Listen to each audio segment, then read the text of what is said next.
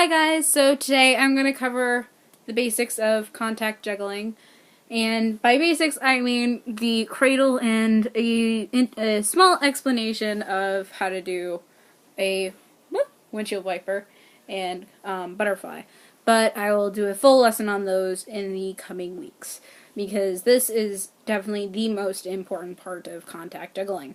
You need to have a very, very good cradle because you need to be just as comfortable with the ball in the back of your hand as you are at the front. Because without comfort on the back, you can't do half the stuff that you do with the front of your hand. Because you're going to need this for when you do body rolls and all that other lovely stuff. So, to begin, I'm going to explain the 3 different cradles. The first cradle that I'm going to describe is mine of choice, which is the lovely 3-fingered cradle. So as you can tell, my middle finger is down. My pointer and ring finger are up a bit, supporting it. And as you can see, all my fingers kind of have this appearance where they're pulling upward, which is what you really, really need when you're contact juggling, because it helps you keep a better grip on the ball. Because if you kind of let it go, it helps move it off your fingers, but it will help you do transfer. So controlling how often you do that is key to all of these cradles. So here you have your 2-fingered cradle. The 2-fingered cradle is something I do sometimes. This is just how it looks without your other fingers. This is how it looks with the rest of your fingers. I do kind of use this mixed in with my 3-fingered cradle because depending on the day, if my nails aren't quite cut enough, or if they just start growing a bit, the going over the middle finger when you're doing a butterfly or windshield wiper is going to make that ball fling across the room. And I've had personal experience with that where it has literally almost broken a wall. That was a beginner's mistake. So yeah. Then your kind of 3rd type of cradle is your lovely little Vulcan cradle. I don't personally use this. It personally aggravates me because it feels like I want to do with the 3-fingered cradle, but I really don't want to. So as you can see, it rests in between your middle and your ring fingers. As you can see, they are all still pulled up, and this is on my non-dominant hand. So techniques for learning how to learn these better, which I wish I knew, was definitely how to do the pull-ups that I do on my hand to help do it. I can't do it without not pulling up. The pull-ups is pretty much if you imagine a string, the string attaching to your fingers, and you just kind of pulse it upward, just yank it. Yeah.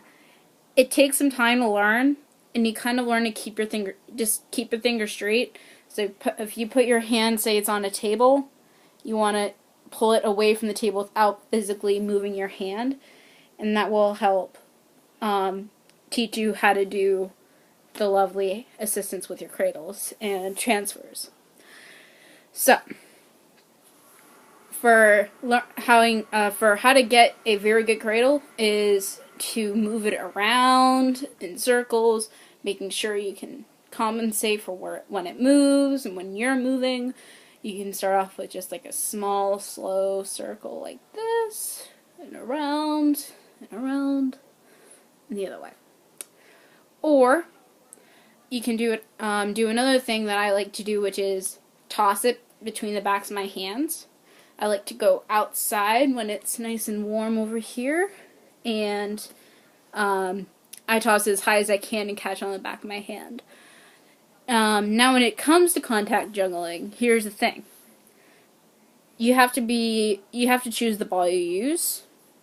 For beginners, I highly recommend silicone starting off, but if you're like me and you have a odd natural strength ordeal, which is what I have, I've always had some really insane natural strength, doctors what the hell?